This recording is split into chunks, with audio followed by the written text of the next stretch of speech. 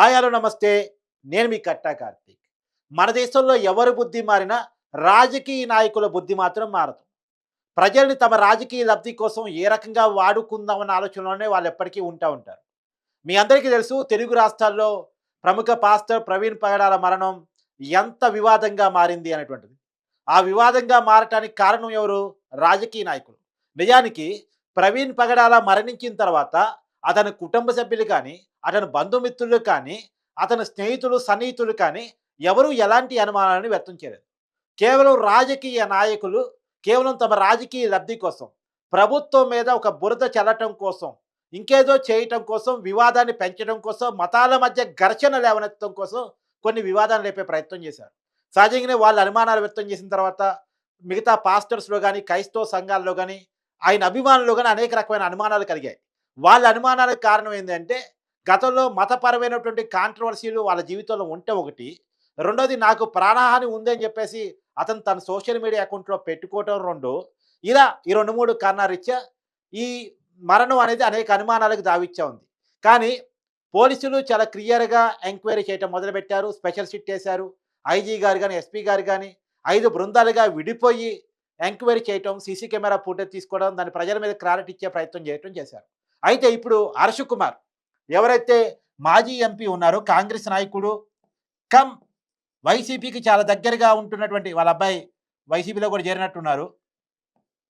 సరే ఏదేమైనా వాళ్ళ అబ్బాయి చేరాడా లేదా ఇంకా క్లారిటీ లేదు కానీ, ఏదేమైనా కాంగ్రెస్ నాయకుడు మాజీ ఎంపీ హర్ష్ కుమార్ దీనికి మంచి క్రెడిబిలిటీ ఉన్నటువంటి నాయకుడే. 10 సంవత్సరాలు ఎంపీగా పనిచేసినటువంటి వ్యక్తి. ఈ హర్ష్ కుమార్ ఇది హత్య అని వాదిస్తున్నాడు. ప్రజలు అసలే సెన్సిటైజ్ అయి ఉన్నారు. వాళ్ళ కుటుంబం ఈ వివాదాన్ని లాగాలని అనుకోవట్లేదు అనేది తెలుస్తా ఉంది. అయినా దీన్ని హత్యగా చూపించాలనే ప్రయత్నం జరుగుతూ ఉంది. మరి హత్య అనటానికి మీ దగ్గర ఉన్న ఎవిడెన్స్ ఏముంది? ఏమైనా ఉందా? నేను చాలా క్లియర్‌గా అడిగే ప్రయత్నం చేస్తున్నాను. ఇప్పటి వరకు మీడియా కథనాల ప్రకారం సీసీ కెమెరా ఫుటేజులు బయటకు వస్తున్న దాని ప్రకారం అతను మద్యం తాగి డ్రైవ్ చేశాడా లేదా అన్నటువంటి విషయంలోకి నేను వెళ్ళదలుచుకోలేదు. ఆ వివాదం కూడా వెళ్ళదలుచుకోలేదు. నేను ఎండలో అతను ప్రయాణం చేశారు కాబట్టి వడదెబ్బ తగిలే అవకాశం ఉండుంటది కదా! సరే మద్యం అనే దాన్ని ఒకసారి పక్కన పెట్టేద్దాం. వివాదంలో ఉన్నటువంటి అంశాన్ని పక్కన పెట్టేద్దాం. కానీ వడదెబ్బ తగలటానికి అవకాశం ఉంది కదా! అతను నీరసించి ఉదయం 11 గంటల నుంచి సాయంత్రం వరకు బైకు నడుపుతూ దాదాపు 300 కిలోమీటర్లు ఉంటుంది విజయవాడ వరకు హైదరాబాద్ నుంచి. 300 కిలోమీటర్లు బైక్ నడుపుతూ వచ్చాడంటే, ఆ వ్యక్తి బైక్ నడుపుతూ ఇంకా ముందుకు వెళ్ళగలిగిన పరిస్థితి ఉంటదా? అందులో నడిగెండలో బండి నడిపిన వ్యక్తికి ఉండదు కదా! అందుకని రామవరపాడు దగ్గర కింద పడ్డాడేమో, పోలీసు వాళ్ళని చూసి తనని రెస్ట్ తీసుకోమని చెప్పాడేమో, ఆ పార్క్‌లో ఉన్నాడేమో, అయినా సరే తర్వాత మళ్ళా ఏదైతే బండికి దెబ్బ అంటే హెడ్ లైట్ పగిలిపోయిందో, మళ్ళా అదే బండిని తీసుకొని వెళ్ళాల్సిన అవసరం ఏంటి? విజయవాడలో ఉండొచ్చు కదా! విజయవాడలో ఆ నైట్ స్టే చేయొచ్చు కదా! తర్వాత తెల్లవారిన తర్వాత రాజమండ్రి వెళ్ళొచ్చు కదా! రాజమండ్రి వెళ్ళటమే అర్జెంట్ అయితే ఇంకెవరినైనా పిలిపించుకోవచ్చు కదా! బైక్ రిపేర్ చేపించుకున్న తర్వాత బయలుదేరొచ్చు కదా! విజయవాడ స్టే చేయొచ్చు కదా! ఇలా రకరకాల విషయాలున్నాయి. సరే దీనికి సంబంధించిన సీసీ కెమెరా ఫుటేజ్‌లు కొన్ని విడుదలవుతున్నాయి. ఏలూరు దగ్గర మళ్ళా మద్యం బాటిల్ తీసుకున్నాడని, తాగారని. తర్వాత అతని బైకు ఆ మద్యాన్ని కూడా వదిలేద్దాం. తర్వాత అతను బైక్ నడుపుతున్న క్రమంలో బండి షేక్ అవుతుంది అనేటువంటిది. ఆ టోల్ గేట్ దాటే క్రమంలో బండి నెట్టుకుంటూ పోయేది. ఈటి వరకు సీసీ కెమెరా ఫుటేజ్ చాలా క్లియర్‌గా ఉంది. ఒకవేళ ఇంకెవరో హత్య చేసే ప్రయత్నం చేశారనుకో, హర్ష్ కుమార్ నేను అడదలుచుకున్నాను. సార్ మీరు ఎంపీ గదా! మీరు విజ్ఞులు, చదువుకున్నటువంటి వ్యక్తులు, మేధావులుగా చెప్తుంటారు గదా! ఒకవేళ అతని వెంట ఎవరో పడుతూ ఉంటే టోల్ గేట్స్ వచ్చాయి గదా! టోల్స్ వచ్చాయి గదా! ఈ టోల్ గేట్స్ దగ్గర ఎవరిని సహాయం అడిగినా సహాయం చేసి ఉండేవాళ్ళు గదా! మరి వాళ్ళ సిబ్బందికి ఎందుకు చెప్పలేదు నా ఎంట ఎవరో పడుతున్నారు అని? నా ఎంట ఎవరో పడుతున్నారన్న విషయాన్ని ఎందుకు చెప్పలేదు? ఒకవేళ అతనంటే ఎవరైనా పడుతుంటే విజయవాడ నుంచి ఎగ్జాంపుల్ పడుతున్నారనుకోండి. విజయవాడ నుంచి 150 కిలోమీటర్లు ఉంటది రాజమండ్రికి. ఈ 150 కిలోమీటర్ల పరిధిలో ఏ పోలీస్ స్టేషన్‌కి వెళ్ళినా సరే అతనికి రక్షణ దొరికుండేది గదా! ఈ 150 కిలోమీటర్లు హైవే మీద ప్రయాణం చేసే బదులు నియర్ బై పోలీస్ స్టేషన్‌కి అతను బండేసుకొని వెళ్ళుండుంటే పోలీసులు అతనికి రక్షణ కల్పించి ఉండేవారు గదా! అతను ఒక 100 కాల్ చేసి ఎక్కడన్నా టోల్ గేట్ దగ్గర ఎక్కడన్నా ఆగి 100కి గనక కాల్ చేసి ఉండుంటే నా ఎంట పలానోళ్ళు పడుతున్నారు. నా ఎంట చంపాలని చూస్తున్నారని చెప్పేసి గనక చెప్పుకొనుంటే, వెంటనే పెట్రోలింగ్ సిబ్బంది అలర్ట్ అయ్యేవాళ్ళు కదా!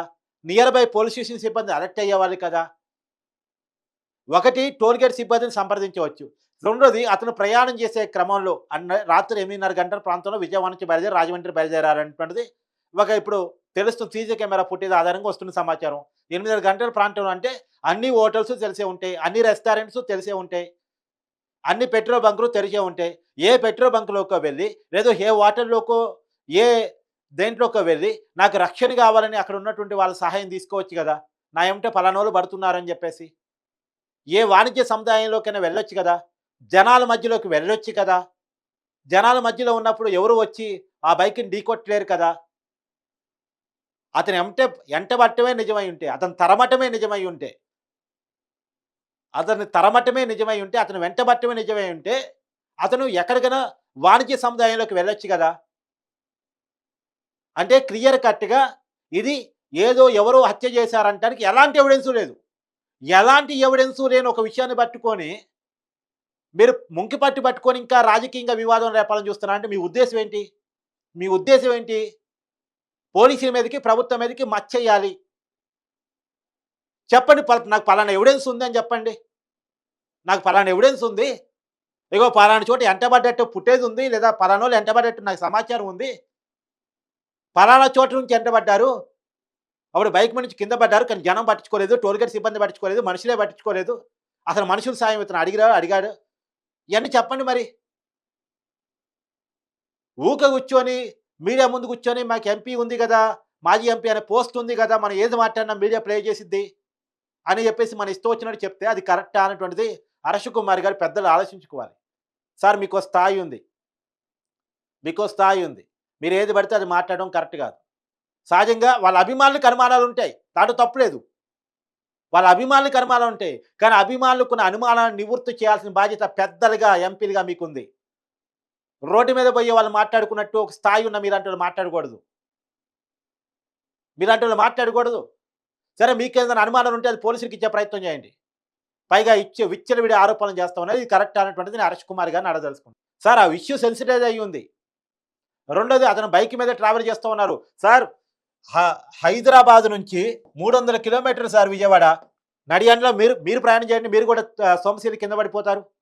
ఇప్పుడు సోమశిల కింద పడిపోయాడంటానికి ఇంత ట్రావెలింగ్ ఒక ఉదాహరణ. ఇది మాత్రమే కాదు. ఇంకా 150 కిలోమీటర్లు. ఏది రాజమండ్రికి. రాజమండ్రికి 150 కిలోమీటర్లు. 450 కిలోమీటర్లు అందులో ఎండలో దాదాపు 300 కిలోమీటర్లు ట్రావెల్ చేశారు. నడి ఎండలో, మార్చి ఎండలో, ఎండాకాలం ఎండలో సోమశిల అపస్మార స్థితిలోకెళ్ళి చనిపోయారని ఎందుకు అనుకోకూడదు? కనీసం మీకు రావట్లేదా? ఈ థాట్ రావట్లేదా? మీరు చదువుకున్నోళ్ళు గదా! ఎందుకు దీన్ని వివాదంగా మార్చే ప్రయత్నం చేస్తున్నారు? మీకు ప్రభుత్వం మీద కోపం ఉంటే ప్రజా సమస్యల మీద చూపించుకోండి. పాలకుల మీద, చంద్రబాబు నాయుడు మీద, పవన్ కళ్యాణ్ మీద వీళ్ళ మీద కోపం ఉంటే ఈ అమలు చేయని హామీల మీద చూపించుకోండి. అంతేగాని ఒక చాలామంది అభిమానించే పాస్టర్ జీవితాన్ని రాజకీయాల్లోకి లాగే ప్రయత్నం చేయకండి. ఇప్పటికే ఆ కుటుంబం చాలా ఇబ్బందుల్లో, బాధలో ఉండుంటది. ఆ కుటుంబం ఇప్పటికే మనిషి మరణించిన బాధలో ఉండుంటది.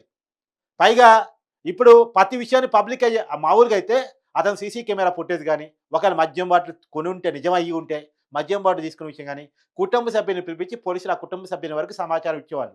ఇయాల అన్ని విషయాలు పబ్లిక్ అయిపోయినాయి. ఎందుకు పబ్లిక్ అయిపోయినాయి? ఇలాంటోళ్ళు అనేక అనుమానాలు లేవనెత్తడం ఫలితంగా ప్రతి విషయాన్ని పబ్లిక్ చెప్పాల్సిన పరిస్థితిలో డిపార్ట్మెంట్ పడింది. ప్రతి విషయాన్ని పబ్లిక్ చేయాల్సిన పరిస్థితిలో పోలీసు పడింది. ఇది మాత్రమే కాదు. ఆ ఓటరోడు, బారోడు ఏం చేస్తున్నారు? వాళ్ళు సీసీ కెమెరా ఫుటేజ్ చెక్ చేసుకుంటున్నారు ఆ రోజు. ఉంటే తీసి బయట రిలీజ్ చేస్తున్నారు. ఎవరి కాలుగా కూడా రిలీజ్ చేస్తున్నారట. ఎవరి కాలుగా కూడా రిలీజ్ చేస్తున్నారట.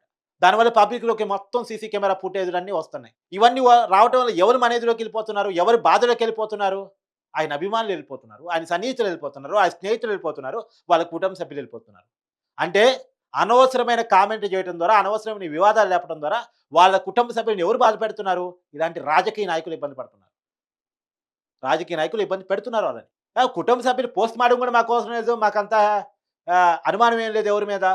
మేము ఇప్పటికే బాధలో ఉన్నామని వాళ్ళు చెప్తా ఉంటే, అయినా సరే పోలీసులు పోస్ట్‌మార్టం చేశారు. ఆ రిపోర్టు రాబోయే కాలం వస్తుందని చూద్దాం గానీ, అసలు ఆ కుటుంబ సభ్యులకి అందిస్తారేమో బయటికి చెప్పరేమో గానీ, ఇప్పుడు ఎవరైనా వాళ్ళ భార్యో లేదా వాళ్ళ సిస్టరో ఎవరైనా వచ్చి మాకు ఈ అనుమానం ఉందని చెప్తే ఇట్స్ వాలిడ్. కానీ ఎవరెవడో తెలిసినోడు, తెలవనోడు, బయటోడు, ఎనకోడు ఎవరు పడితే వాళ్ళు చెప్తా ఉంటే దీన్ని ఎలా చూడాల్సిన పరిస్థితి కనపడతా ఉంది. సార్ హరీష్ కుమార్ గారు మీరైతే పెద్దలు. నేను మిమ్మల్ని అనటం కాదు. కానీ మీరొకసారి ఆలోచించండి. మనం మాట్లాడే మాటల వల్ల సమాజం ఏ రకంగా ప్రభావితం అవుతుందనేటువంటిది దయచేసి అనవసరమైన వివాదాలకి లేవనెత్తొద్దు. ప్రజల మధ్య వైషమ్యాలు రేపే ప్రయత్నాలు చేయొద్దు. ఒకవేళ నిజంగా హత్య అయ్యి ఉంటే మీ దగ్గర గనక ఆధారాలుంటే పోలీసులు ఓపెన్‌గా చెప్పారు. మీ దగ్గర ఉన్న ప్రతి ఆధారాన్ని మాకు అందించండి. ఆ విషయంలో మేము ఎంక్వైరీ చేయడానికి సిద్ధంగా ఉన్నామని చెప్పారు. ఎంక్వైరీ జరుగుతోంది. అది ప్రాసెస్ ఉంది అనేటువంటి విషయాన్ని కూడా చాలా క్లియర్‌గా మొన్న ప్రెస్ మీట్‌లో చెప్పారు. మీ దగ్గర నిజంగా ఆధారాలు గనుక ఉంటే, సమాచారం గనుక ఉంటే అది ఖచ్చితంగా పోలీసుతో చేరవేయాలని నేను కూడా కోరుకుంటున్నాను.